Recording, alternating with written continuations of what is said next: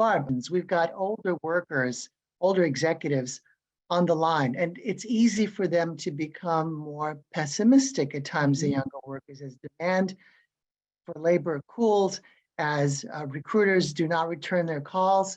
So much of what you shared clearly is relevant to the older worker as well. But we're wondering, do you have anything more to say to those older workers about how to move forward from where they are to where they want to get?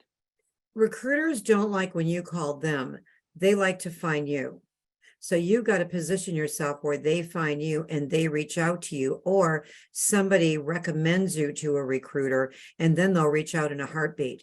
But we get inundated with calls from people that are not good. I mean, our phones ring off the hook, and it's hard to determine who to return the call to and who not to. You've also got to find a recruiter that specializes in what you do, because, so often, we'll get resumes or CVs from people that are not even in the niche areas. Almost every executive recruiter out there has a niche.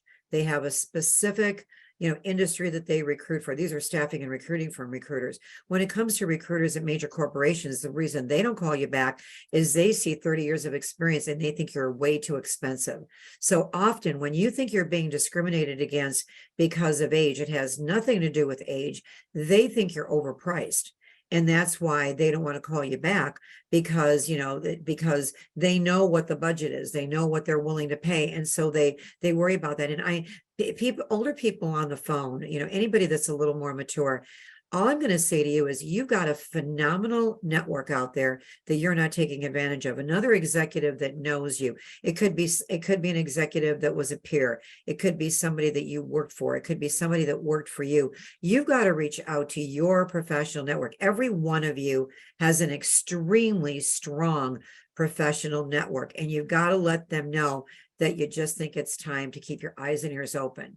And would they have any recommendations? Because the network thing that goes on at this level, and you've got to obviously talk to people that you trust, not to jeopardize your current situation. But at the executive level, recruiters don't like to be called. They like to find you, which is why you have to be very visual. And on your LinkedIn profile, you don't list 30 years, you list the last 10 or 15 years of your experience. Same thing on your resume or CV. You never list all your years of experience. You don't list what year you graduated from college. You don't do that, because again, some people might think, again, it's not age. They think you're too expensive. So position yourself to be found.